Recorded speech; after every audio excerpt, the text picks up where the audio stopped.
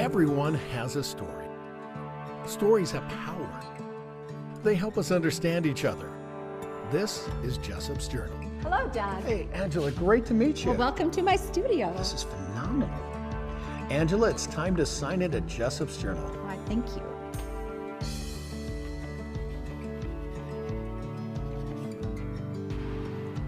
Hi, I'm Doug Jessup. Welcome to this episode of Jessup's Journal. Today, I am in a beautiful studio, an art studio. I mean, it's a sculpture studio. And this lady right here, this is Angela Johnson. She's the person that's done all this stuff. So Angela, number one, thank you so much for inviting us into your gallery. This is some pretty cool stuff. How long have you been doing this sculpture thing? I've been working on the Tree of Life presentation about 2.5 years. Wow. Okay. Now, there is a block of, I'm guessing this is clay. Yes. So what's the story behind that?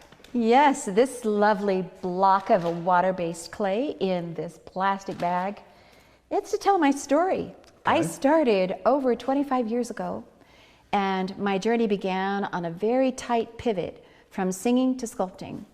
I took voice lessons from the time I was 13 to my late 30s and had many wonderful performing opportunities, but that special morning, a message came to me from God that said, you will never accomplish your ultimate vocal goals. Well, nothing was going to get in my way. I believed in the philosophy, you can accomplish anything you put your mind to, and that's exactly what was going to happen. But God had different plans for me, and I didn't know it, but I went on an override kind of an experience where I went to an art supply store. I bought a block of water-based clay, one sculpting tool, and 4 hours later, there was a portrait bust of a little girl on my kitchen table. Wow. I had never taken any art classes. I was totally focused on vocal performance, and that was it. So it was as though God's finger, just like the Sistine Chapel and Michelangelo's depiction, God reaching down and touching my heart and telling me it was now time for me to develop a talent I didn't know I had. And all the devastation that I had felt was immediately gone. And the amazing thing, Doug, is that I felt like I'd come home. Well, yeah, you've done a pretty dang good job from one block. And so you are actually very well known as a sculptor for a special presentation out at Thanksgiving Point with the depictions of Christ. So tell me a little bit more about that. That's the Light of the World Garden. There are 35 monumental bronze statues that comprise 15 scenes of events from the light of Christ. Now, why the Light of the World? Why was it called that? When I started sculpting, I created probably 12 private commissions for individuals. But then I got on my knees and asked God what He wanted me to do with the gift that He'd given me. And as answer to that prayer, I was given a concept of a sculpture garden depicting the teachings of Christ. I have always loved Jesus Christ. And so I was enthralled with this challenge. I wasn't shown where it would go. I wasn't shown what scenes I was to depict. The only thing I was given was the certitude that it would happen. So it was years later that I met Karen Ashton. And in our discussions, she invited this body of art to be in her beautiful Ashton Gardens at Thanksgiving Point. Wow. Good person to know. Yes, she is. Wow. And I understand that because of that project, there's an even bigger project coming, which is kind of the reason we're looking at all this neat stuff. What's this project called? Oh, you're very right. This project is called the Tree of Life presentation. And it is a companion piece to the Light of the World in so much that this is a witness of Jesus Christ from the Book of Mormon. Okay. And it focuses on the vision of the Tree of Life, but also focuses on the personalities and prophets and kings from the Book of Mormon. Okay. I love bronzes because they have this certain patina, this age. I mean, there's a difference between one that's kept in a box, basically, and the one that's touched and felt and everything. Describe what that's like. I'm so glad you asked that question because I am very thankful to be in the three-dimensional art form of sculpture because I'm a very tactile person and I really want people of all ages to connect with the statues. And when they have the desire to reach out and reverently touch Christ, they are completely welcome to do this. And I've noticed that certain favorite parts of the statues have received what I call that love patina. For example, the prints of the nails in his hands. That love patina turns the bronze to a kind of gold because it removes the patina, but I welcome that because it's a very tactile experience where people can actually connect in some way with a depiction of Jesus Christ. You know, it just comes to my mind, I got to think that little kids would absolutely love you. It's like, I get to touch something. I get to touch something. So is there a particular place or thing that you've noticed that children are attracted to in your current project? In Light of the World, they love to sit among the chickens. Oh, really? The chickens, where it's his gathering. And this one little boy gave a profound sermon about this, and he told his grandma, "Grandma, this is where Jesus protects the chickens like he protects us from predators."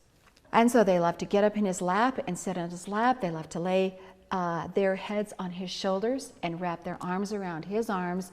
And that's one of the most endearing things that I see is when little children love on Jesus. Isn't that neat? It is wonderful. So what's the inspiration for this? I mean, that was a big project, but this is beyond big. I mean, this is humongous.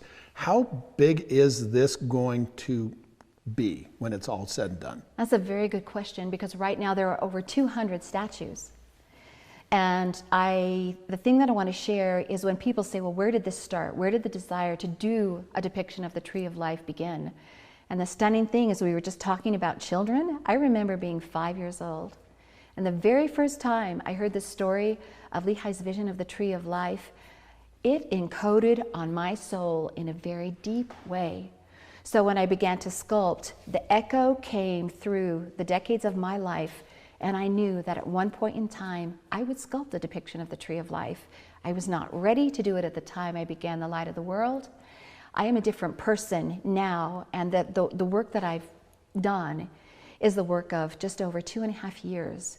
So it's a phenomenal thing, but the work of the Light of the World prepared not only me, but the relationship with Karen Ashton at Thanksgiving Point for the unfolding of this magnificent, massive presentation. And the basic underlying message of it is what embraces the Light of the World and the story that we are all children of God, and that He is a loving Father and wants the very best for us. So it is my joy to be able to create a diverse representation of ethnic groups, ages, circumstances, struggles, trials, pain, victory, triumphant, and what God is willing to do to bless our lives and bring us home to Him. So I see up there is, the tree, okay, and it's lit. Light is radiating from the tree. And it was designed to have the metaphorical symbolism of light that radiates out from within our souls when we have a commitment to truths of eternity, principles of light. For example, love is that. Love your neighbor as yourself. Do unto others as you would have others do unto you. The truths that Christ taught about loving God first and loving each other, that creates a light in our countenances. And that's what the Tree of Life is meant to be symbolic of, is that light radiating from inside. Okay, now I notice that there's an iron rod that goes up this mountain, up this hill towards Christ. Yes. What's that iron rod represent? It's going up a very steep hill. Angle of this path is difficult. The surface underneath the feet is not dependable. It is very irregular. It's very organic. Even though we have similar life's experiences, each person's own individual journey is fraught with uncertainties. We cannot take for granted the very next step that we're going to make, because it could be a misstep. This iron rod that you're referring to is representative of Jesus Christ, the Word of God. As it says in the Gospel of John, in the beginning was the Word, and the Word was with God, and the Word was God. So the Word of God is that steadfast, those steadfast truths that we can hold on to, that in spite of the difficulties, we have the faith that He will not leave us comfortless. I've noticed that some of the clay, instead of being this light brown, is really dark. What's the difference between the light and the dark? There are two elements that no matter where on earth you are raised, every person knows the difference between light and darkness. And when the beautiful sun comes up in the morning and when the sun goes down at night. So the coloration of the clay is to also communicate the reality of darkness and light. We know when individuals interact with us with a spirit of light, and we also can instantly tell when someone is coming at us with a dark agenda. So this is part of the metaphor of this presentation, because it being the story of mankind, it is the story of the challenges of man's inhumanity to man and how it grieves God, because we are a family. And this story of the Tree of Life is about a family and their own personal trials and adversity right there in their family. You mean families aren't perfect? Oh, I don't know. Yeah, because I mean, there's one part that I really, really love, where there is a mother and a son. Okay, and the son's like right on the precipice of falling. And here's this mother and the anguish and emotion.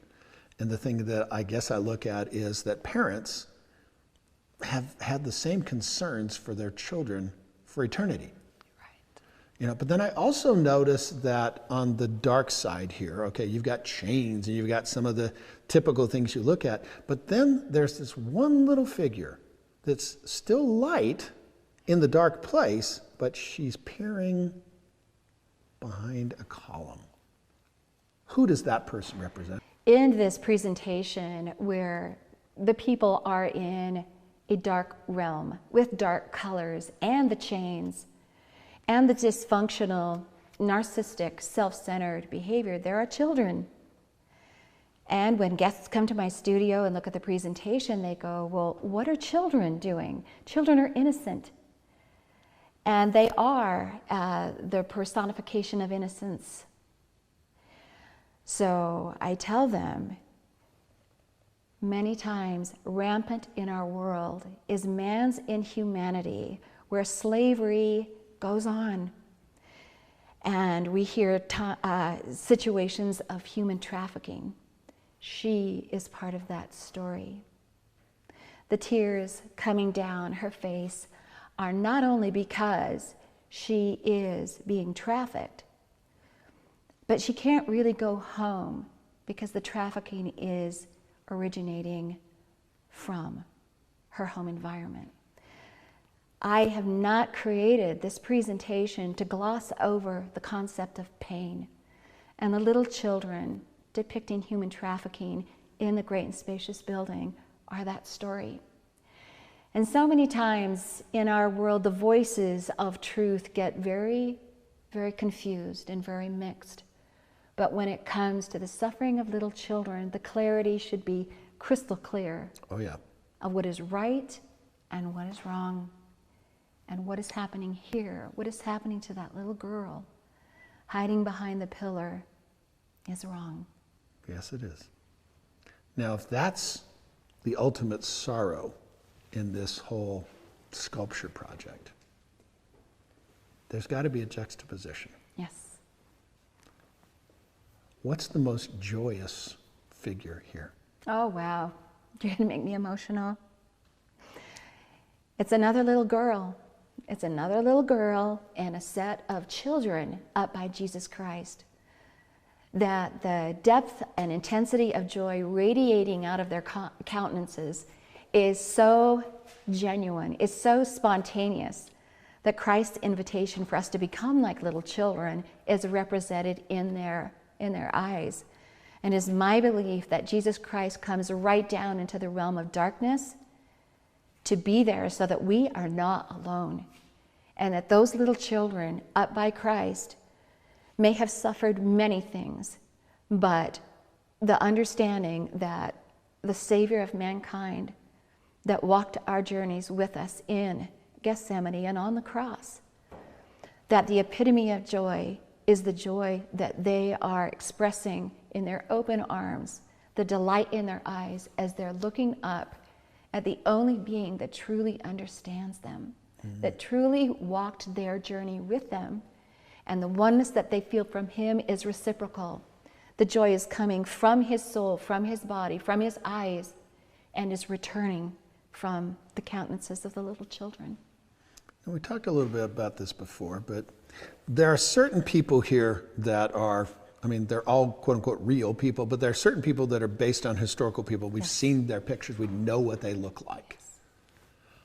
There was one commission that you did for a young lady that passed too early in life. Yes. Okay.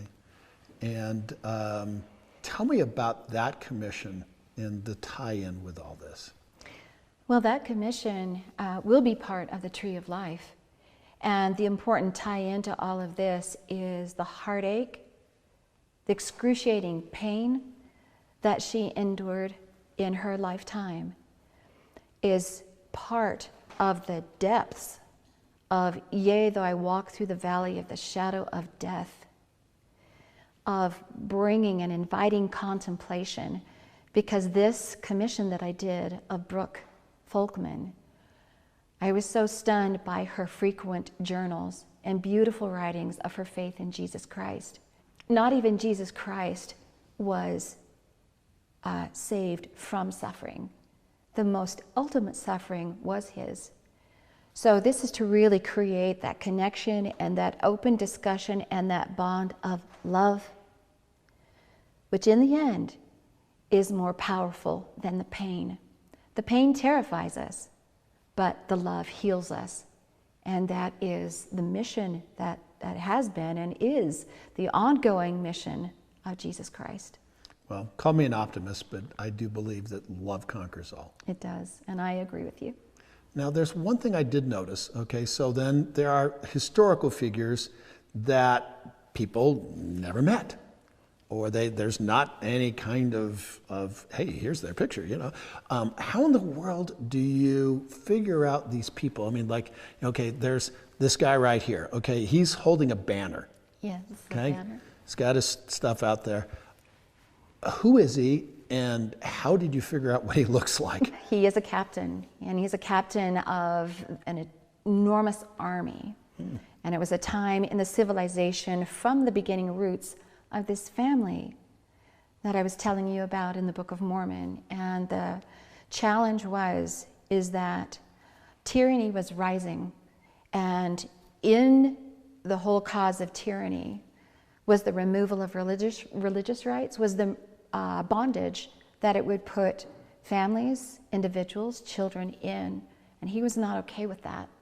So he took charge of this enormous army, and what he did in the banner that you are referencing that is unfurled, he wrote his title of liberty on that banner, which stated so very clearly that the love of God, the love of faith, the love of freedom, the love of family were what they were fighting for. It wasn't for power. It wasn't for bloodshed. It was to protect the rights of the family, to worship God. And his unswerving attitude ruled and conquered the day. It was very difficult. There was a great deal of bloodshed, but it's the righteous leaders, it's the strong moral compass of leaders that can help us stand up and stand up for what we believe in. I love the fact that you've got all race, religion, and creed kind of all under one roof here. Are any of those people based on someone that really existed, or are they kind of a mind's eye capture? Well, I wanted to be really careful.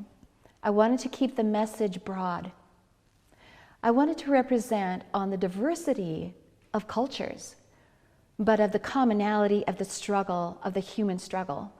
So I didn't want to take this particular person and only focus on his time and his place, but to honor different ethnic groups.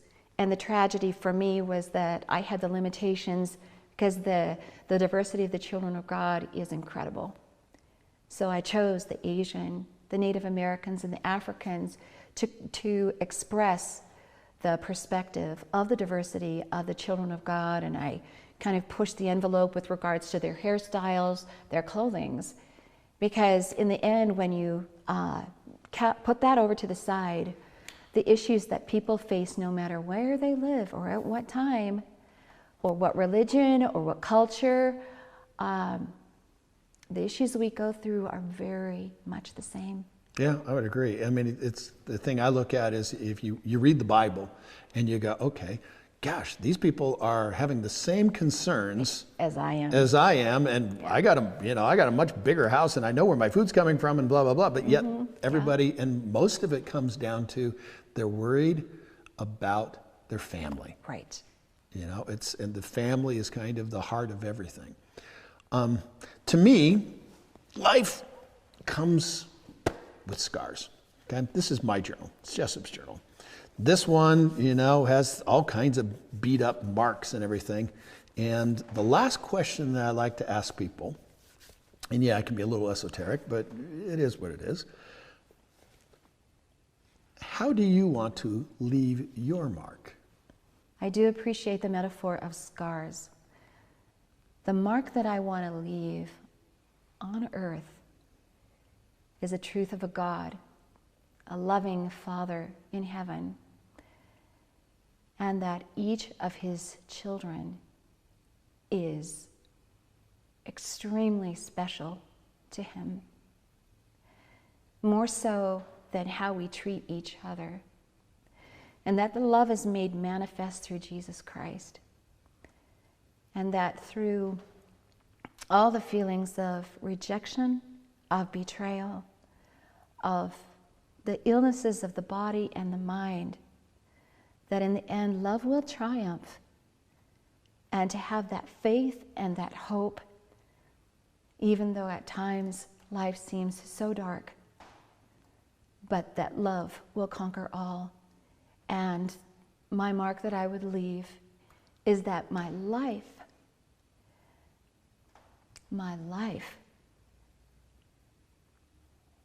was an example of my love for God the Father and his Son, Jesus Christ. And that people, when they look upon my work, will truly feel God's love for them. My grandfather, the last words that he said in this world were, "Please remember me." I'm looking at this and the legacy that you have. I'm pretty sure that people are going to remember you. So thank you so much for coming on, Jessica.